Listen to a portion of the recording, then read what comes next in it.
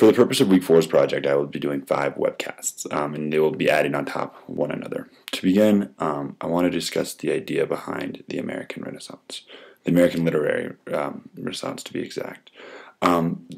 Basically, the idea of this movement is established around the idea of reform and identity.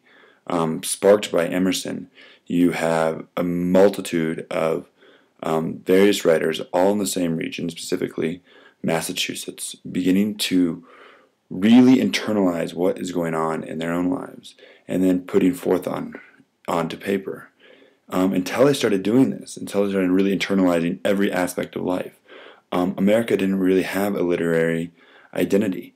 We didn't have those authors or those poets that still remain with us today.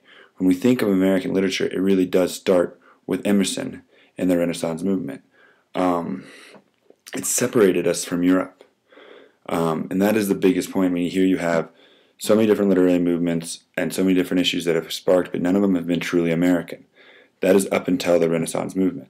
That is up until Emerson then begins to establish this idea of transcendentalism.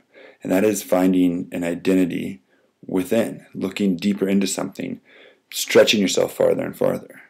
Through this ability to look within and stretching your own self, we find a political movement that arrives as well. In particular, you see anti-slavery to be in the literature of the American Renaissance.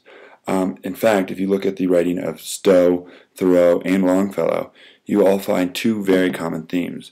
One, the ability for them to look within themselves to find an own self-identity, and 2, that their writing all has a central commonality, and that is they all write with tendencies towards anti-slavery.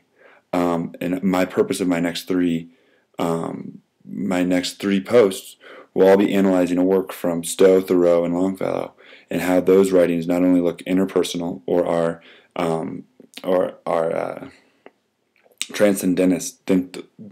that they are transcendentalist movement is within their writing, but more importantly, they are all anti-slavery as well.